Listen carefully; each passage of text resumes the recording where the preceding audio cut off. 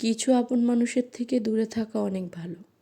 কারণ আপন হয়েও যারা প্রতিনিয়ত তোমাকে কষ্ট দিয়ে যায়, তারা তোমার আপনজন নয়। একটা সময় অনেক কষ্ট পেয়েছি নিজেদের কাছের মানুষদের থেকে।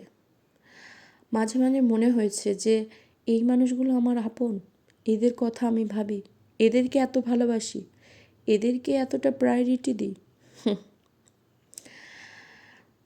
এদের থেকে দূরে সরে এসে বুঝেছি যে আমার গুরুত্বটা তাদের কাছে কোনো দিনই ছিল না। শুনেছিলাম যখন ঝগড়া ঝামেলা হয় তখন দূরত্ব বজায় রাখতে হয়, দূরত্ব বজায় থাকলে নাকি ভালোবাসা বাড়ে।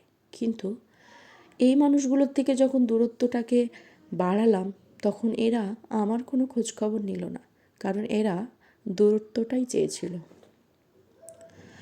দূরত্ব বজায় রেখে এখন আগের থেকে অনেক ভালো আছি, বিশ্বাস করো।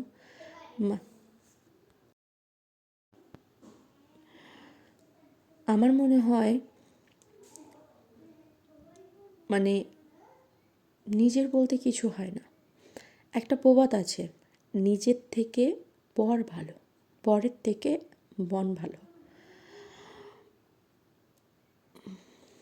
সম্পর্ক ঠিক তখনই থাকে যখন দুতরফা সম্পর্কে ভালোবাসা থাকে।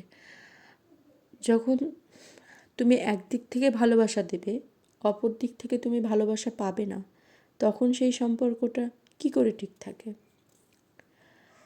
আমার মনে হয় দুদিক থেকে ভালোবাসা হলে তবেই একটা সম্পর্ক ভালো থাকে।